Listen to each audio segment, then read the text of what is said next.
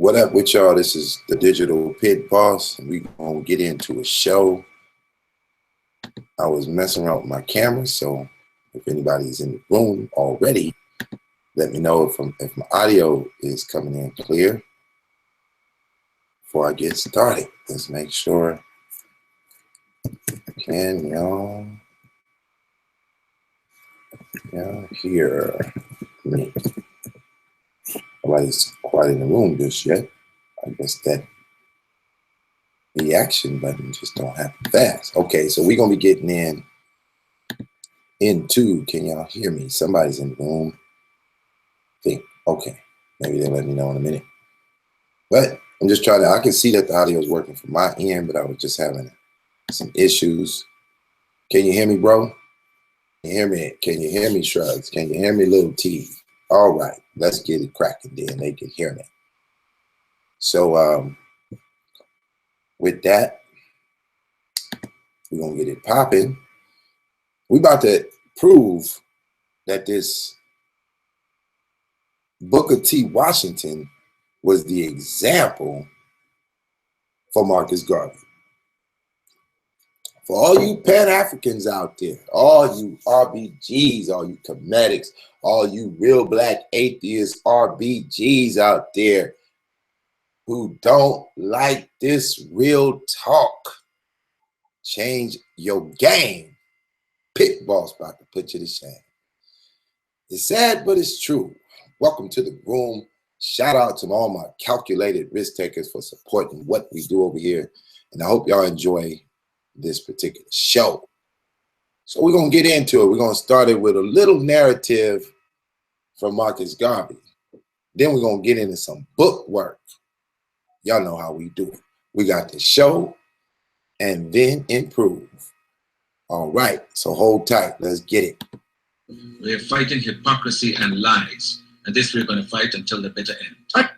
Fearful of being deported? There's no federal law whereby I could be processed against on the grounds of being an undesirable from the point of view of deportation. Yes, there is. Under Section 19 of the Act to regulate the immigration of aliens to and their residence in the U.S.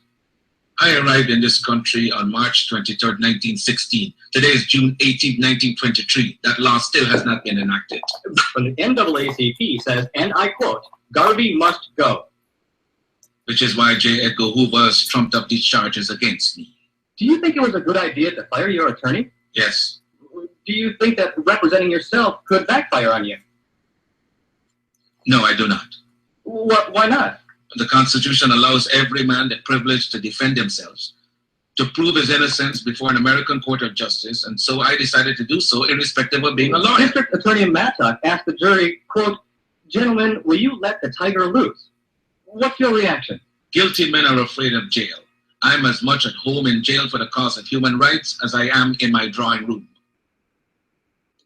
Well, what did you think of Mr. Dancy's testimony? Mr. Dancy was used by this government to testify against me. You heard him when the prosecutor asked him whether any of the letters were from the Black Star Line. Remember, Mr. Dancy can't read. My life is at stake and he couldn't remember.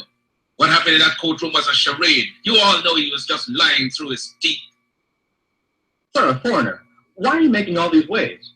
Even George Harris, editor of the New York News, a colored newspaper published in Harlem, referred to you as an alien.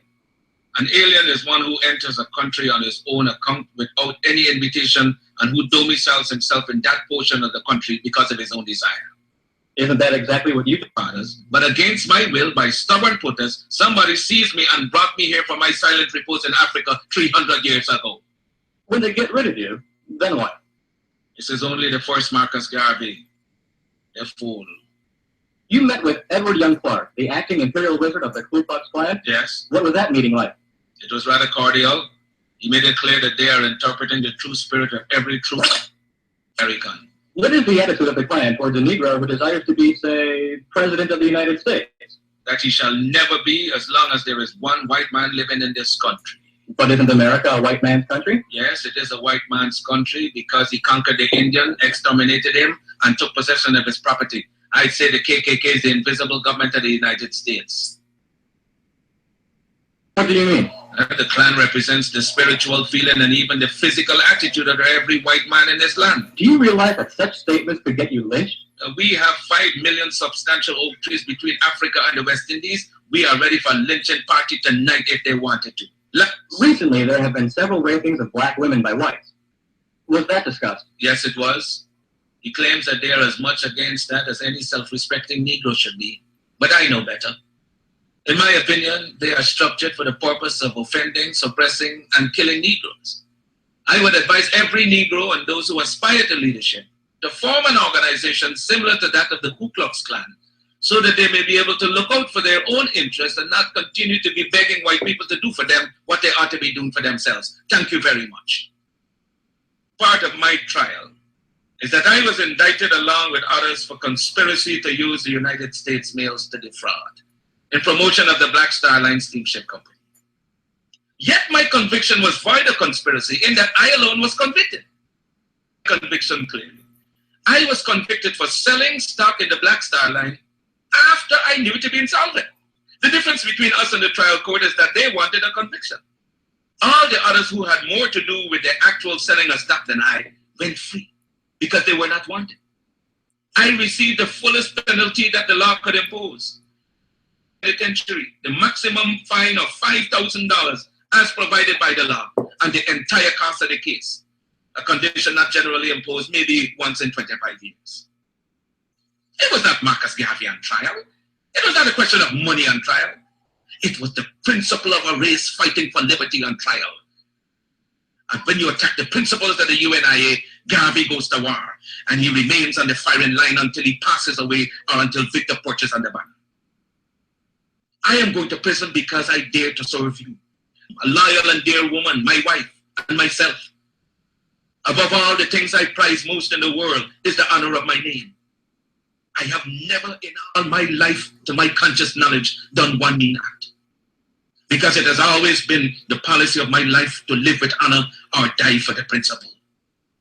How well I have succeeded is made manifest in a sweeping consciousness that has taken hold of the race in Africa, America, the West Indies, Central and South America, Asia, and my imprisonment for Sodom. The National Association for the Advancement of of colored people and others who have combined to fight the UNIA are going to be disappointed. That they cannot harm Marcus Garvey, not Judge Mack, not J. Edgar Hoover, not W.E.B. Du Bois and his Blue Vein Society, nobody. The history of the movement is now being written. Do you know what history means? History is the guidepost of a race. It is the inspiration for succeeding generations either to go forward or stand still, either to revenge or be revenged. I had a motive and a purpose. It was a crying voice from the grave that said, Garvey, we have suffered for 250 years for your day and time. He expects something of you at this hour. The prejudice against us as an African people is not because of color. It's because of our condition. The prejudice against us as an African people is not because of color. It's because of our condition. This, we must be strong. If we must be strong, we must come together. If we must come together, we can only do so through the system of organization. But to fight for African redemption does not mean that you must be disloyal to any government or country wherein you were born. It is not our purpose or intention to send all black people back to Africa. No! Those of us who leave America to go settle permanently in Africa will become pioneers, pilgrim fathers of the new nation. The African race became strong in Africa. It could be strong everywhere. For 250 years, we have struggled under the burden and rigors of slavery. We were brutalized, we were maimed, we were killed, we were ravaged in every way. We are men. We have hopes, we have passions, we have feelings, we have desires just like any other race. For the world, of Canada for the Canadians, of America for the Americans, of England for the English, of France for the French, of Germany for the Germans. They were taking on reasonable that we, the blacks of the world, should raise a cry of Africa for the Africans. We represent the new Negro. His back is not yet against the wall. We do not want his back against the wall because that would be a peculiar and desperate position. We do not want him there. It's because of this that we are asking for a fair compromise. The Belgians have control of the Belgian Congo, which they cannot use. They have not the resources to develop nor the intelligence. The French have more territory than they can develop. There are certain parts of Africa in which you cannot live at all. So it is for you to come together and give us a United States of Africa. We are not going to be a race without a country. God never intended it, and we are not going to abuse God's confidence in us as men. We are men, human beings, capable of the same acts as any other race. Circumstances, the same intelligence as any other race. Africa's been sleeping, not dead, only sleeping. Around not only on our feet, but on our brains. You can enslave, as was done for 300 years, the bodies of men. You can shackle the hands of men. You can shackle the feet of bodies of men, but you cannot shackle or imprison the minds of men. Dive down, black men, and dig. Reach up, black men and women, and pull all nature's knowledge to you. Turn you around and make a conquest of everything, north and south, east and west. And then when you will have wrought well, you will have merited God's blessings. And as you bow down to the white man today, so will other races bow down to you and call you a race of masters because of the superiority of your minds and your achievements. We must canonize our own saints, create our own martyrs, and elevate the positions of fame and honor. Black men and black women who have made a distinct contribution to our racial history. So Joan in Truth is worthy of a place of sainthood alongside of Joan of Arc. Christmas Alex and George William Gordon are entitled to the halo of martyrdom with no less glory than that of the martyrs of any other race. Africa's produced countless numbers of men and women in war and peace whose luster and bravery outshine that of any other people. Then why not see good and perfection in ourselves? God made man Lord of his creation, gave him possession and ownership of the world. And you have been so darned lazy that they've allowed the other fellow to run away with the whole world, and now he's bluffing you and telling you that the world belongs to him and that you have no part in it. That anybody for being black, God Almighty knew exactly what he was doing when he made me black. You race of cowards, you race of imbeciles, you race of good-for-nothings. If you cannot do what other men have done, what other races have done, what other nations have done, then you can we do it? We can do it. If any leadership that teaches you to depend upon another race is a leadership that will enslave you. Let me say that again. Any leadership that teaches you to depend upon another race is a leadership that will enslave you. They gave leadership to our foreparents, and that leadership made them slaves. But we decided to find a leadership of our own to make ourselves free men. Babylon did it. Assyria did it. France under Napoleon did it. Germany under Prince von Bismarck did it. Britain under William Pitt, Earl of Chatham did it. America under George Washington did it. All right. What Garvey said is any leadership that would have you sitting under another leadership isn't leadership at all. Can you understand that? He was not down for any type of socialism. He was all strictly black nationalism and the freedom and upliftment economically and culturally for black people.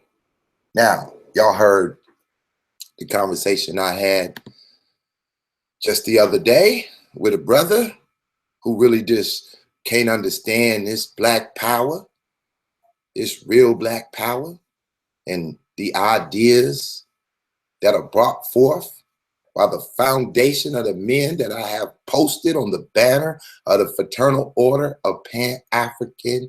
There is no other group I see today that got their eyes on the understanding completely of what this is about. So let's go to the next level. Let's show some books. Let's read some thoughts. And let's understand. So here, I'll post this link. This is a Black Americans of Achievement Legacy Edition. Marcus Garvey, the Black nationalist leader. I want y'all to focus in on something right here. You know, when I read a book, I read the book. I don't just read the pages. I read the book. Front, back, the inside, the outside, the index, all of it. I want to see what you're printed in this thing. So here we have a lady. Her name is Mary Lahr, with additional text written by John Davenport, consulting editor and revised editor Heather Lara Wagner, Senior consultant editor of First Edition, Nathan Ivan Higgins. He's the director of the W.E.B. Du Bois Institute American Research at Harvard University. Now, isn't that interesting that Harvard will give W.D. Du Bois, however you say it, an institute? Must be a liberal arts institute. They should have put Liberal Art Institute on there. They're over there researching this information. So, you know, when I see stuff like this, I make sure, you know, I've read what I'm going to show y'all in a moment, and I agree. So I said, well, since I agree, goddammit, I can show it, right? But I'm leery when the integrationist is writing about black nationalism. I'm leery. I'm already on the edge of my chair trying to figure out the hell is they writing about this shit for.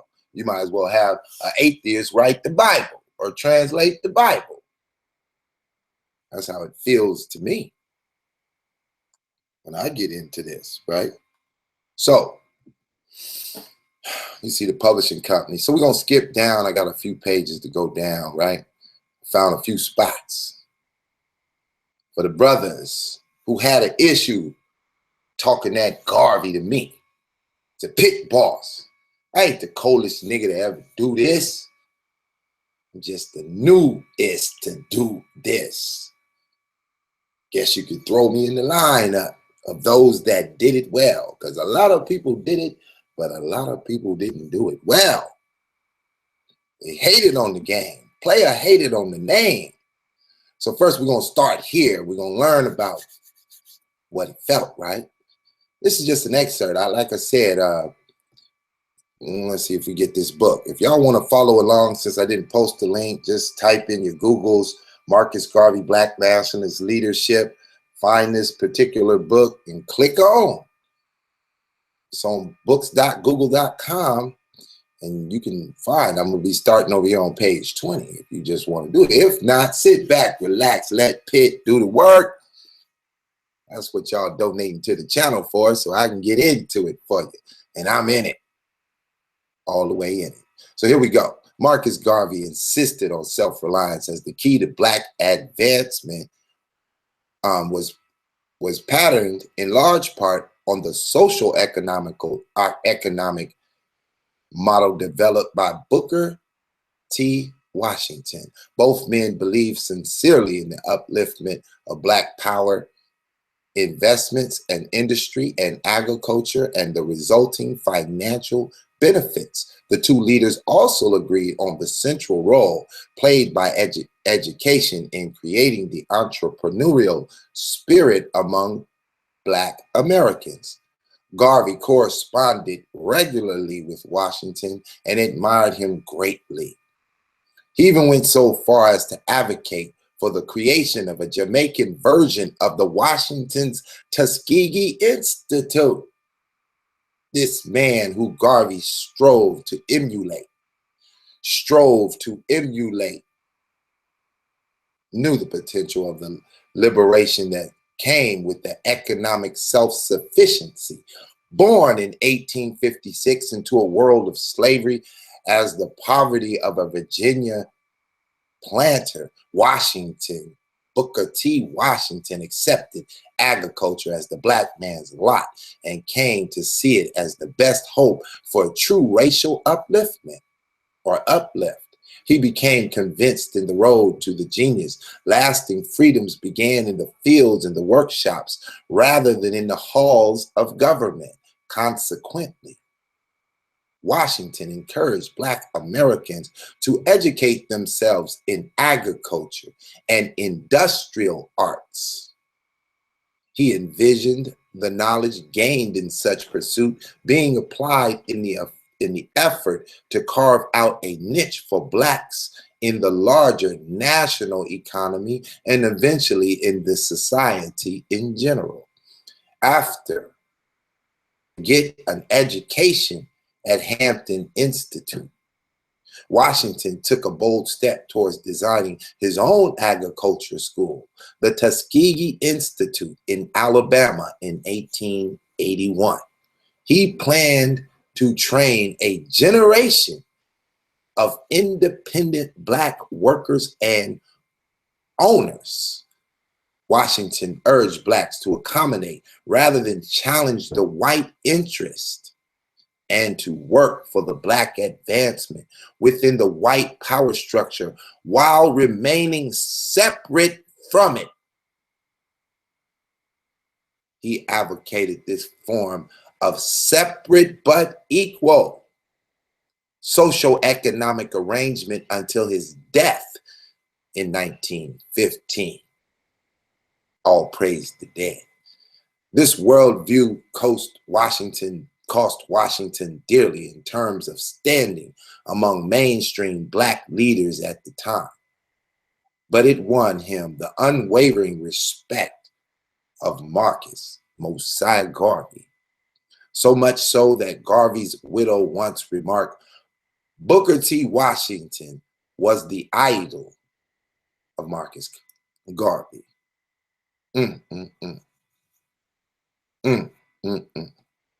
That's his widow saying that. That's years later. I believe the brother died 1940. So that was long past 1940. She's still thinking about Booker T. Washington. So why he can't get no respect from these so-called leaders and Black nationalist perspectives of today? Why are they so fooled? Why are they promoting long dissertations on history going back 4,000 years to obliterate the ideas of the African American struggle in America, to take the modern man to where he needs to be? So now we're on page 22 of the very same book. We're going to kind of glide down through here. I want to focus on a part. I'm going to start here in this particular paragraph. I'll blow it up just in case a few of y'all are actually looking at the screen trying to read along. As his organization, traveling commissioner Garvey visit many towns and villages in Jamaica in search of new members.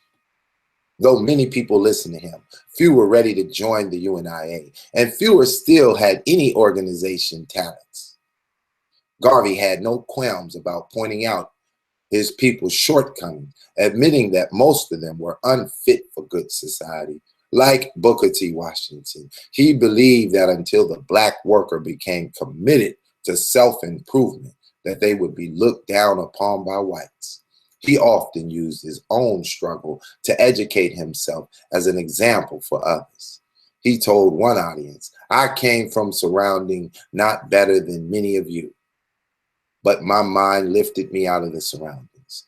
In the books of his fathers and godfathers, he found the inspiration to become more than a common dock worker, and he had set his sights on becoming a leader of the poor and oppressed people. Nobody helped me towards that objective, he asserted, except my own mind and God's goodwill. To help his people follow in his footsteps, Garvey organized lectures, debates, speaking contests, adult education classes, entertainments, and regular and religious meetings. He also called for the establishment of colleges and vocational schools to allow all qualified students to attain higher education. The one special project that consumed Garvey was his idea for a school modeled on the Tuskegee Institute in Alabama. Booker T. Washington, all black school was known as the Industrial College because it taught students the advanced skills they needed to pursue careers in the trade or business. Among the professors at Tuskegee was George Washington Carver. the agriculture scientist who helped to restore the economy of the American South after the Civil War. Carver had discovered many new uses for the peanut, soybean, sweet potato, cotton, and other crops grown in the region. Garvey dreamed of building a school based on Tuskegee, one that would attract men like Carver and gain worldwide attention for the UNIA's proposed educational program. Many of the leading figures in Jamaica white societies, including the colonial governor and the bishop of the Angelic Church, encouraged Garvey's work, providing him with some financial support and attending the UNIA social functions when invited. They were interested in his educational program, not his political views. Garvey, of course, was opposed to whites' domination of the black population, and memberships in his organizations was restricted to people of his own race. But he favored racial cooperation in Jamaica. On the other hand, he believed that black society should remain separate from white society. I want to have Jamaica a country of black and whites, all living in peace and harmony, but with equal rights and opportunities, he said. Such a policy, he knew, would eventually bring Jamaica black majority into power. Although Garvey received some support from the prominent white liberals, Jamaicans' colored middle class was openly hostile to the UNIA. The product of the intermarriage between the races, the colored jealous guarded their positions as intermediaries between blacks and whites. Although they were not allowed to hold any important offices in the government, the coloreds were usually wealthier and better educated than blacks. They considered themselves more white than black and superior to the common black laborer. Most of them felt threatened by Garvey's racial solidarity movement. The opinions of joining colored class had been open to Garvey. Normally educated blacks such as Garvey tried to improve their standing by marrying into the colored middle class. Those who did so were seeking to break their ties with fellow blacks, denying their inferior blood. Garvey could not make such a compromise. And he knew that by refusing to do so was endangering some old friendships. I had to decide whether to please my friends or be one of the black whites of Jamaica and be responsible for prosperous or come out of openly and defy and help improve and protect the integrity of the black millions and suffer. Garvey wrote later, I decided to do the latter. Jamaica's colored leadership responded to Garvey's attempt to organize the blacks with scandals, attacks on him, and local newspapers. I was openly and prosecuted by some of those colored men on the island who did not want me to be classified as Negroes, but as white. Garvey recalled, they hated me worse than poison. He was bitterly disappointed about the treatment he received from the coloreds. These were the educated people he had helped would be at the forefront of the crusade for black advancement. Instead, they had rejected their African heritage. Coloreds' disdainful attitudes towards the black ancestry produced an opposite reaction in Garvey.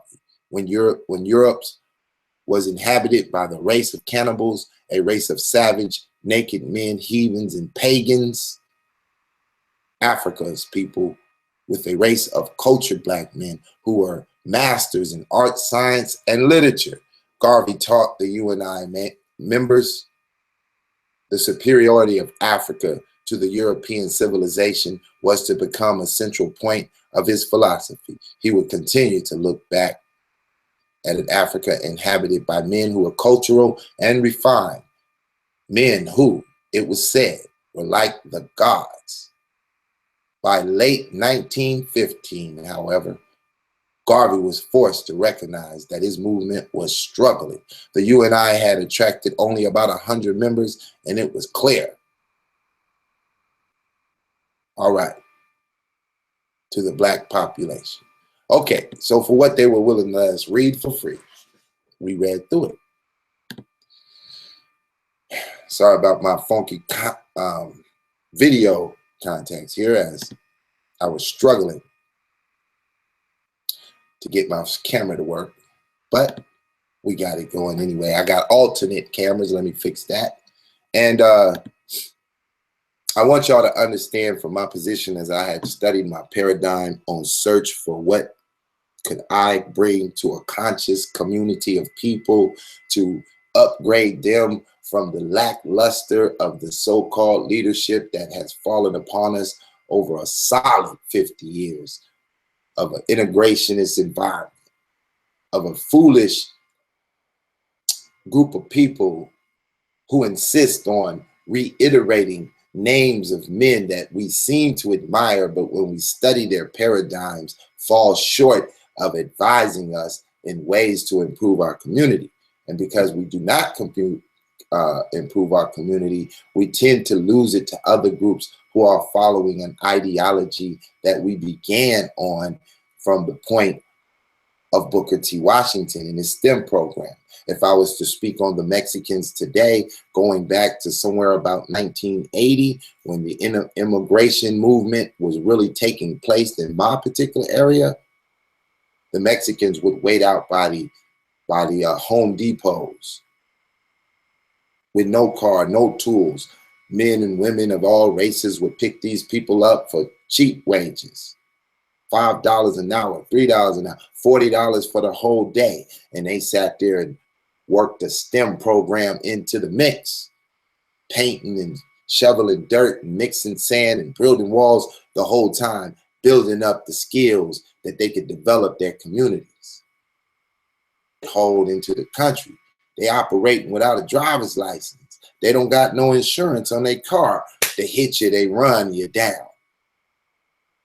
The whole time, we're fighting a drug war.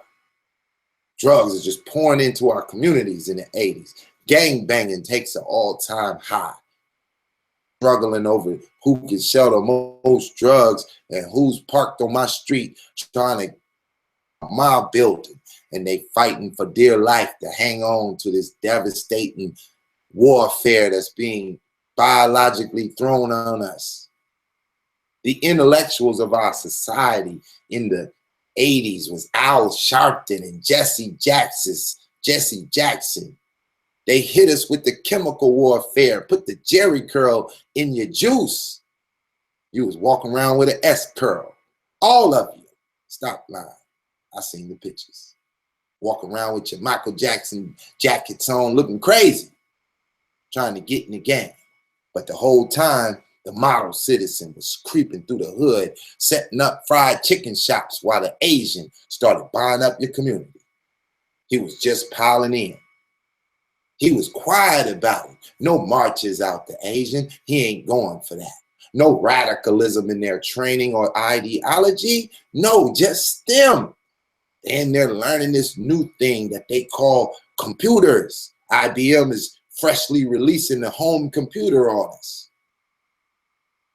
They started putting out video games. We call it Atari. Technology. It's just building. And we're going off to get foolish jobs in intellectual society because we want to be the mayor of the town. We want to be the president one day. We want to be all of these governmental positions.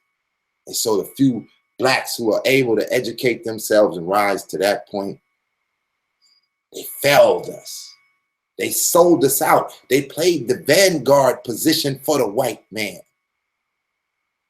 At the same time, black nationalism is getting a twist. It ain't the Garvey black nationalism creeping out the 70s. It's a socialist, nationalist mixture coming out of that 60s black power movement. That total integration, that blade in the back to end all be all to that black nationalist cause of self-reliance and independence. And in the words of Garvey, we let a fool take over the driver wheel. And so when you went to school, Slowly, civics is pulled out the schools. Trainings is taken out the junior highs and out the high school. No more electric shop. No more wood carving shop. All that's gone. Cooking and economics just ripped out. And what do you get? English 101, English Part 2. Then they started forcing us into the acting careers, and rap music jumped in, and everybody want to be a rapper. But what you rapping about? Fake consciousness. All this stuff you see today in the conscious community, they was yelling it in the rap game when they first came in. They started promoting comedic science. That got thicker. In the 80s, the comedic reconstruction was born and temples blew up. And no more Garvey was spoken in real talk. It was just uttered on some low. It was foolishness building into our communities, devastating us, taking away the economic power that we was holding fast to in the 60s before the integrationist march. And here we go. We just touching the crest of Black History Month. Let me tell you what you're going to get. You're going to get a full month and a full blast of your civil rights leaders. The vanguards of Black integration. They're going to full blast you with the Martin Luther King. When you hear about Booker T, it's going to be a death blow. It's going to be 2 minutes in the conversation, and they're going to swear to you that that's not the route for you to be going. But at the same time, the Asians has put them in a headlock. They teach their children coding from the jump. 3 years old, you're already coding. Put your kid in a coding class. That's where the future's going. Didn't you see the movie Hidden Figures with the whole room of Black women? Why was it Black women that happened to be in NASA? Well, when slavery happened, it was the Black woman who was the first in the slave house. She had to perform some extracurricular activities in the back room while the wife was off on vacation somewhere. The winch, she was pulled through the back door and led up to the master's block. He always lets the Black woman in first. But the Black woman, the way he gets her is he breaks the economic spirit of the Black man. And once the Black man can't support his family, he's pretty much useless to the Black woman. And you can't support your family if you don't have no skills. So we just take away your skills and put you on some dope. You don't like crack cocaine? Well, first we give you heroin, pills, and weed in the 70s. Then we'll introduce you to this crack. Snort the crack, then smoke the crack, then sell the crack, then go to the jails and do some time for the crack, then get back out and be on probation for the crack. And you ain't nothing but a crack in the goddamn system. And you're leaking. And everything coming out is your goddamn money. Your economics is just pouring down the goddamn drain because you ain't got a handle on your community. So after the violent rage of gangbanging through the 1980s, we hit the 1990s and look at us.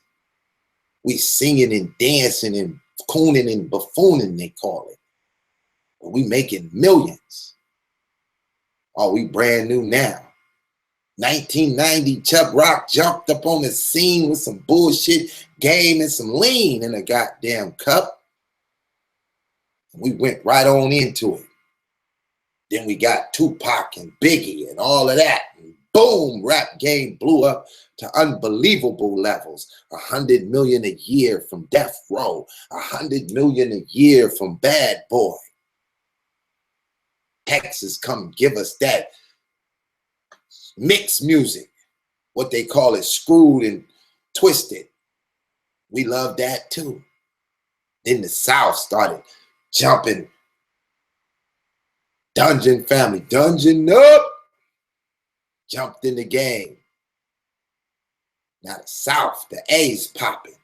Pit boss is on a plane. He got to get there. I heard black folks got something in the South. Booker T said, don't leave the South. W.D. Du Bois, the boy, told you, get up out the South and come up here to Harlem with me and Sarnetta and 125th Street. We got it popping.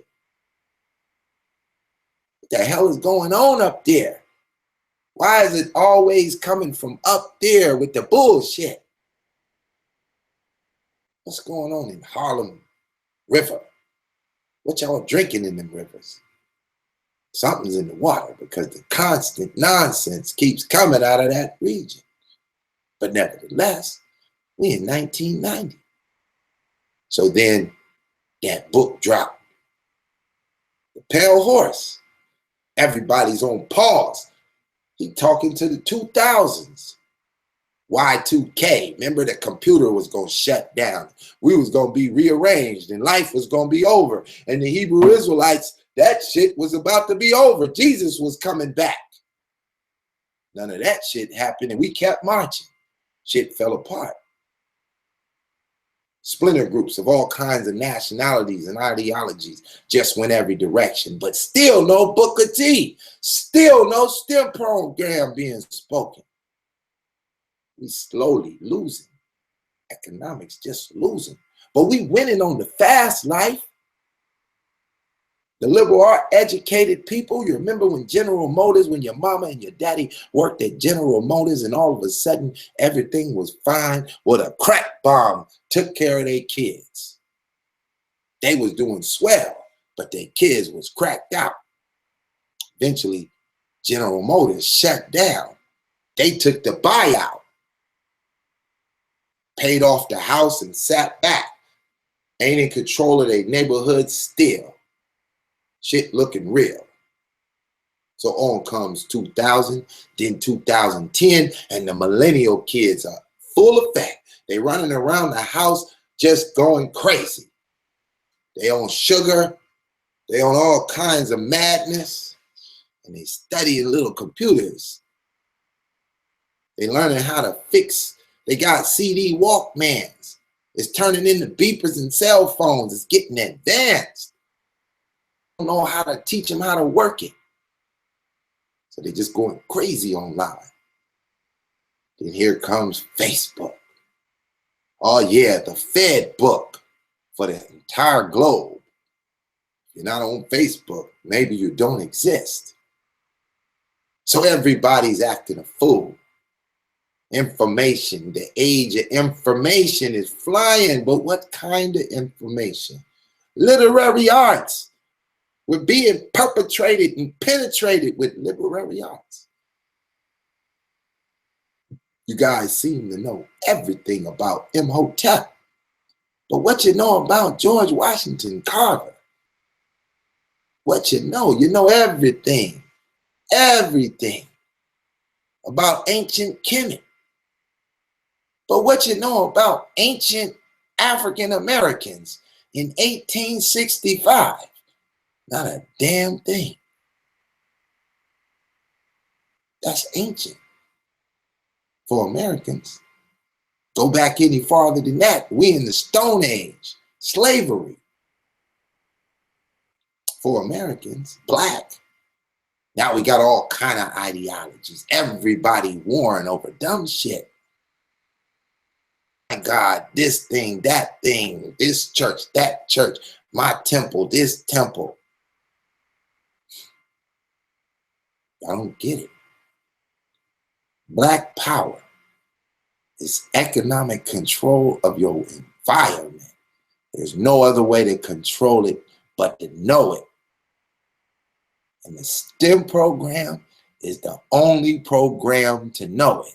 If you're not a part of some sort of science, computer science, we're not talking about that. Liberal arts science, sociology. Keep your sociology and give me social economics. Yeah, give me social economics. I don't need no more social science. I don't need a humanitarians department built at Morehouse. Tear that shit down and give me a computer lab 8 times the size. But hell no, because the NAACP, the Boule, and the 10%ers are running shit for the white man. And that's not the plan. Better go call John Hope Bryan, tell him to come with the Civil Rights program, the Civil Rights program he got going, where the war is fought in the boardrooms. He got the big billion-dollar buildings and all the goddamn civil rights leaders backing up the program. Rough road. Why is Pit Boss being barred out of the conversation when I got the heat? Don't nobody want to compete. Putting left, right hooks on them and they don't know what to do with me. Got these crazy bards in my chat room going berserko over a donation to a GoFundMe page. Man, you can have that money plus double.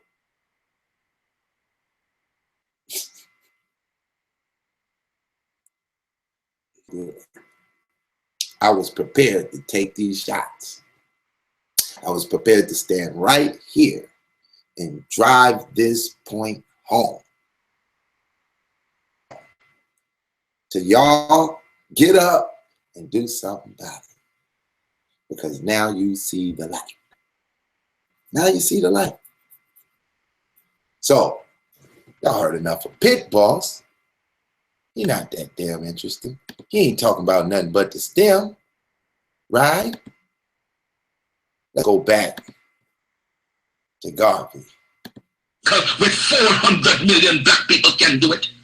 Because when the history of my suffering is complete, future generations shall have in their hands the guide by which they shall know the sins of the 20th century. I know, and I know you to believe in time, but we shall wait patiently for 200 years if need be to face our enemies to our posterity. After my enemies are satisfied, in life or death I shall come back to serve even as I served before. In life I shall be the same, in death I shall be a terror to the foes of African liberty.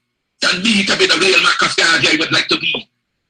If I may come in an earthquake or a cyclone or a plague or pestilence or as God would have me, I'll never desert you and make your enemies triumph over you.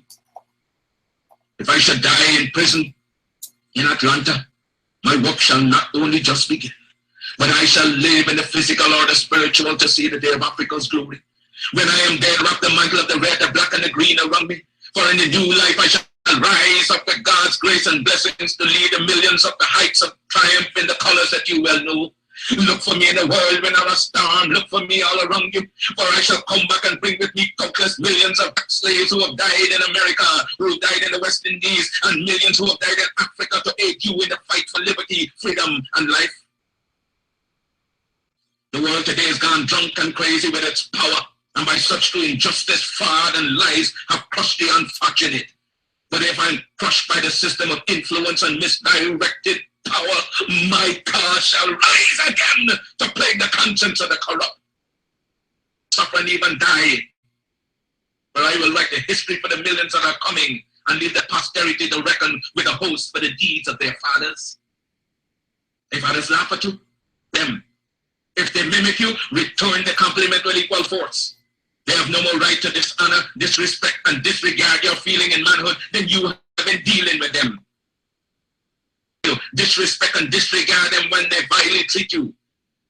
Their arrogance is but skin deep, an assumption that has no foundation in morals or in law.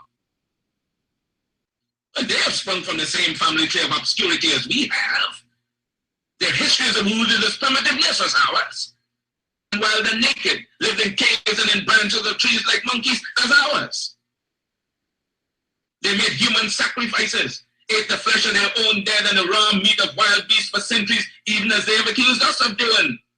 The cannibalism was more prolonged than ours. When we were embracing the arts and sciences on the banks of the Nile, their ancestors were still drinking human blood and eating out of the skulls of their conquered dead. And had reached the noonday of progress, They were still running naked and sleeping in holes and caves with bats, rats, and other insects and animals. After we had already unfathomed the mystery of the stars and reduced the heavenly constellation to minute and regular calculus, they were still backwoodsmen living in ignorance and in blatant darkness.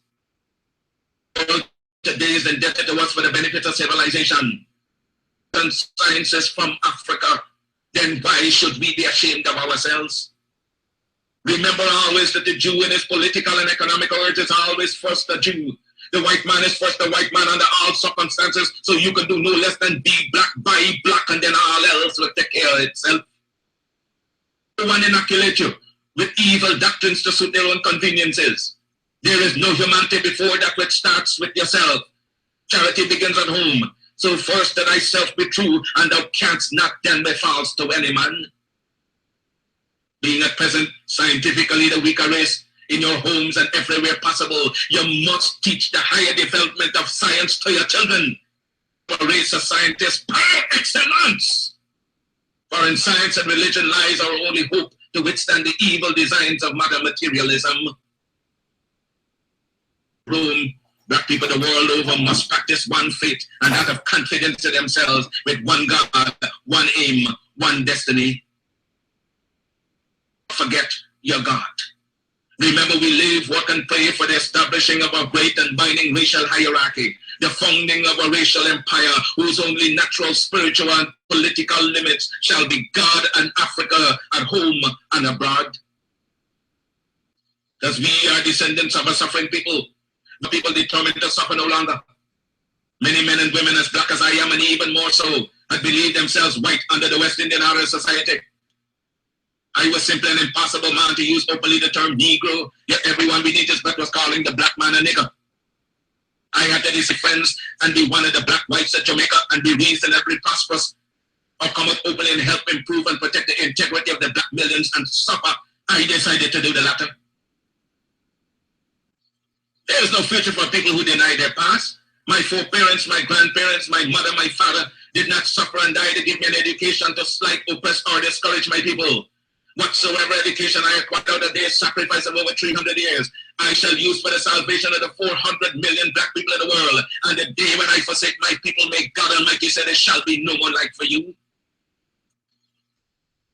I rejected a racist assumption of much white American Christianity, namely that God had created a black man inferior, that he had intended Negroes to be a servant class. He was a wooden drawers of water.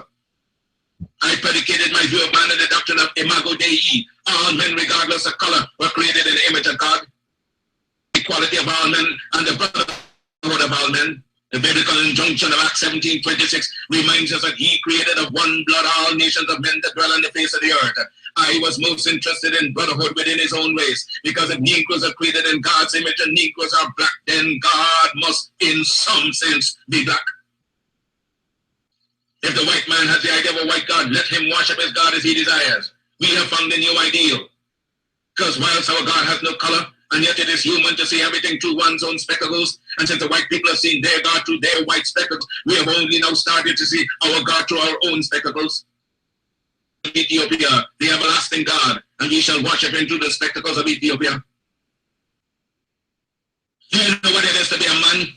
To be a man is to bear a resemblance of the Creator, the image of the Creator. If you are conscious of the fact that you are created in the image of the Creator, then you are a man. Man is a religious being. That is to say, you must have some kind of belief. Call it superstition or not. Some of us make our God the God of fire. Some of us make our God a God of water. Some of us make our God a God of elements. And others of us accept the Christian belief. We cannot eliminate from his system or destroy in him. Therefore, it is folly for any man to go about attacking another man's religion, because to him it is fundamental. Be Mohammedan, that is your religion. We are entitled to our own religious beliefs. Some of us are Catholics, some of us are Baptists, some of us are Presbyterians, and we deem it a right to adhere to our own particular belief. The white world has always tried to rob and discredit us of our history. They tell us that Tutankhamun, the king of Egypt, who reigned about the year 1350 BC, was not a black man, that the ancient civilization of Egypt and the pharaohs was not of our race. But that does not make the truth unreal. The history of impartial mind knows that we once ruled the world, when white men were savages and barbarians living in caves. Professionals at that time taught in the universities of Alexandria, then the seat of learning. Ethiopia shall stretch forth our hands unto God, and princes shall come out of Egypt. Garvey was a Christian. He quoting Bible. You cannot love Garvey and hate his God. You guys preach that Garvey put African first. Garvey put God first. It is a fundamental Christian belief. There is no power greater than the power that's within you. Luke 17:20.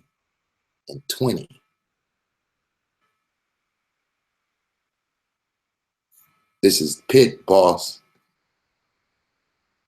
rocking y'all. No black man shall be truly respected until the race as a whole has emancipated itself through self-achievement and progress from universal prejudice. He has to build his own government, industry, art, science, literature, and culture before the world will stop to consider him. Until then, we are but wards of a superior race and civilization and the outcasts of a standard social system. Back in the days of slavery, race mixture and miscegenation had occurred because the African woman had no protection from the slave master. So there is no need today for black people to themselves freely continue a practice that smacks so much of slavery. One of our problems historically is that we have always been reacting to initiatives taken by other people. You cannot depend upon another race to free you. That is a basic law of human existence. You cannot depend upon another race to free you from the binds of that race. Self. You can't do it by integrating into a system that they dominate. You must create a system to be competitive on a global scale. Garvey teaching, anybody out there mixing up the message ain't for you. They just came to just ignore you and preach what they want to preach and teach what they want to teach. The foundation to accomplish is freedom from oppression and the right to rule over self. So you can be anything you want to be. You can follow anything you want to follow. But it's sad to see y'all take this Pan-African STEM program and turn it into a bunch of bullshit. Make any sense with the men who founded it and put it on a pedestal to be the most comprehensive way to destroy the oppression that plagues us. You enjoyed the show. I appreciate you donating to the page. We'll provide STEM program. I will increase I use to bring you the tools to free yourself. This is Pit Boss, and I'm out. Enjoy your day. If you ain't good, be good at it. Have a great day.